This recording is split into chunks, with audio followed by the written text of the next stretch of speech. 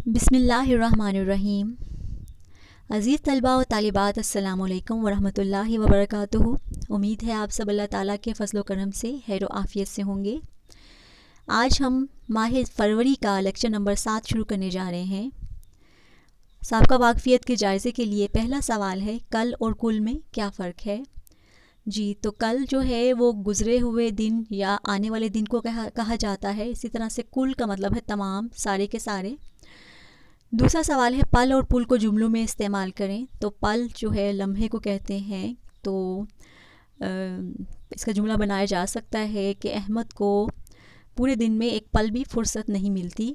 और पुल जो है वो जैसे कि पुल के ऊपर से गाड़ियाँ गुज़र रही हैं। तीसरा सवाल है, स्कूल में कौन सी अशिया होती हैं। तो उसको स्कूल में कमरा जमात होते हैं, और इसके अलावा खेल के मैदान होते हैं। और स्कूल से कमरा जमात से मुत्तसिल जो हैं वो अगर देखा जाए तो वहाँ पे तालिब इल्म होते हैं, उनके बस्ते होते हैं, उनकी किताबें होती हैं, कापियाँ होती हैं, तख्ता तहरीर होते हैं। तो ये सारी की सारी अशिया जो हैं वो स्कूल से मुंसलिक हैं और स्कूल में मौजूद होती हैं। तो आज हम मुतशाबा अल्फ़ाज़ और मुतलाज़म अल्फ़ाज़ की दोहराई करेंगे। सबसे पहले मुतशाबा अल्फ़ाज़। तो मुतशाबा अल्फ़ाज़ ऐसे अल्फ़ाज़ जिनकी ज़ाहरी शक्ल व सूरत में कोई मुशाबहत हो मगर इराब, इमला और मायने मुख्तलिफ हों, तो मुतशाबा अल्फ़ाज़ कहलाते हैं। मुतशाबा अल्फ़ाज़ की दो सूरतें हैं।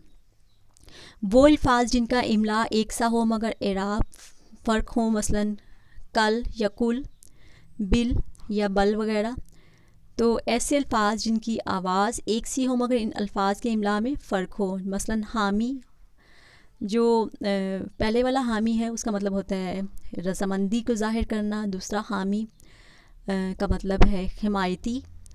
ताक और ताक, ते से जो ताक है उसका मायनी है निशाना लगाना, और दूसरा तोय से जो ताक है उसका मायनी है उसको कहते हैं जो दीवार में मौजूद छोटी सी अलमारी हो बग़ैर दरवाज़े के, उसको ताक कहते हैं। तो चलते हैं मुतशाबा अल्फ़ाज़ की तरफ। तो सबसे पहला लफ्ज़ है अलम, जिसका मायनी है गम। तो रंजो अलम ज़िंदगी का हिस्सा है, इन्हें सब्र से बर्दाश्त करना चाहिए। दूसरा अलम आइन से है, जिसका मायनी है झंडा। हम हक़ व सदाकत का अलम बुलंद रखेंगे। इसके बाद है हिलाल। जो पहले वाला हिलाल है उसका मतलब होता है जायज़। तो इसका कोई भी आप जुमला बना सकते हैं। रिज़्क़े हलाल जैसे कहा जाता है, हर करेंसी नोट के ऊपर लिखा होता है रिज़्क़े हिलाल। ऐन इबादत है।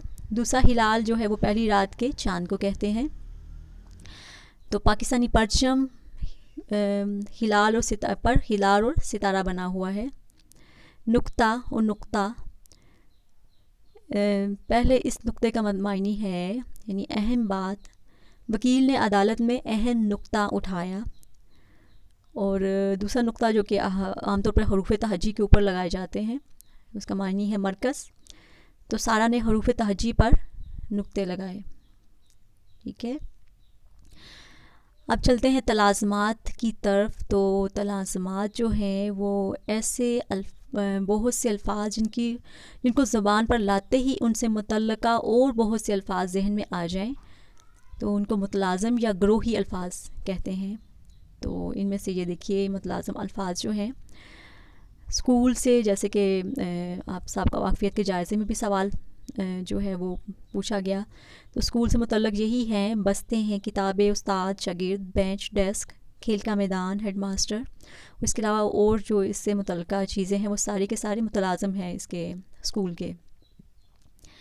तो बाग के तलाज़मात में पौधे हैं, दरख्त हैं, फूल, तितलियाँ, फल, माली, परिंदे और इस तरह की और बहुत सी चीज़ें। ठीक है, अस्पताल, इसके तलाज़मात हैं नर्सें, डॉक्टर, मरीज़, दवाइयाँ, टीके, ऑपरेशन थिएटर और बेड है, वार्ड है। इसके बाद है एयरपोर्ट। तो एयरपोर्ट में हवाई जहाज़, पायलट, एयर होस्टेस, मुसाफिर, सामान। ठीक है, اور جو ٹرالی ہوتی ہے جس کے اوپر سامان رکھ کے لے جایا جاتا ہے وہ بھی اس کے تلازمات میں شامل ہے. بس اسٹاپ میں بسیں ہیں، مسافر، سامان اور اس کے علاوہ بہت سے لوگ جو چیزیں بیچ رہے ہوتے ہیں وہ بھی شامل ہیں.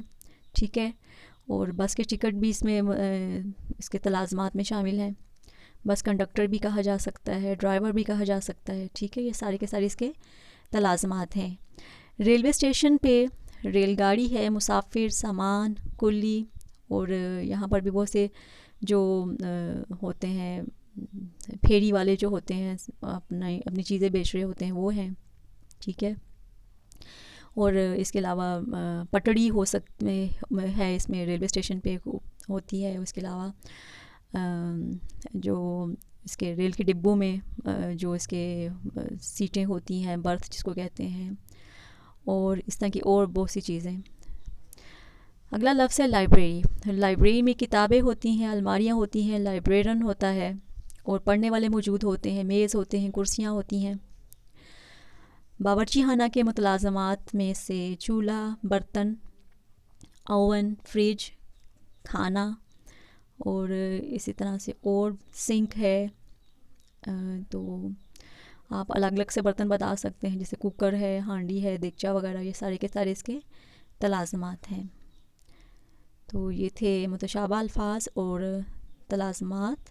ٹھیک ہے، اور اس میں آپ کی کتاب میں موجود ہے اسکول، اس کے ہیڈ ماسٹر، استاد، طالب علم، لائبریری، جماعت کے کمرے، ڈیسک، تختہ تحریر، باغ کے پھل، پھول، پودے، درخت، مالی، کانٹے، گھاس، تتلیاں، اور اسی طرح سے اسپتال کے ڈاکٹر، مریض، نرس، دوائیاں، ٹیکے، operation theatre, bed, medical store. تفہیم کی جانچ کے لیے سوال ہے، متشابہ الفاظ کسے کہتے ہیں؟ تو ایسے الفاظ جو کہ املاء میں ایک جیسے ہوں لیکن ان کا تلفظ اور ان کے معنی مختلف ہوں، ان کو متشابہ الفاظ کہتے ہیں. متلازم الفاظ کسے کہتے ہیں؟ تو متلازم الفاظ کسی چیز سے متعلق مطلب ایسے الفاظ جو کہ کسی چیز سے کا نام لیتے ہوئے اس کے ذہن میں آ جائیں، ان کو ان کے تلازمات یا گروہی الفاظ کہتے ہیں. تیسرا سوال ہے، ہسپتال کے تلازمات بتائیے. تو ہسپتال کے تلازمات میں ڈاکٹر، نرس، کمرے، بیڈ، مریض، اور اس کے علاوہ دوائیاں ہیں، ٹیکے ہیں. ٹھیک ہے، یہ سارے اس کے متلازمات ہیں. تو آج کا میسیج ہے فَبِأَيِّ آلَاءِ رَبِّكُمَا تُكَذِّبَانِ. قرآن پاک کی آیت ہے کہ تم اپنے پروردگار کی کون کون سی نعمت کو جھٹلاؤ گے. ٹھیک ہے، تو ہمیں اللہ تعالیٰ کی تمام نعمتوں کا شکر ادا کرتے رہنا چاہیے ہمیشہ. اس کی کوئی بھی نعمت جو ہے وہ جھٹلانے کے لائق نہیں ہے. تو اس کے ساتھ ہی آج کا لیکچر ختم ہوتا ہے. متشابہ الفاظ اور متلازم الفاظ کو آپ ذہن نشین کریں گے. اجازت دیجیے، اگلے لیکچر کے ساتھ پھر ملیں گے. تب تک کے لیے اللہ حافظ.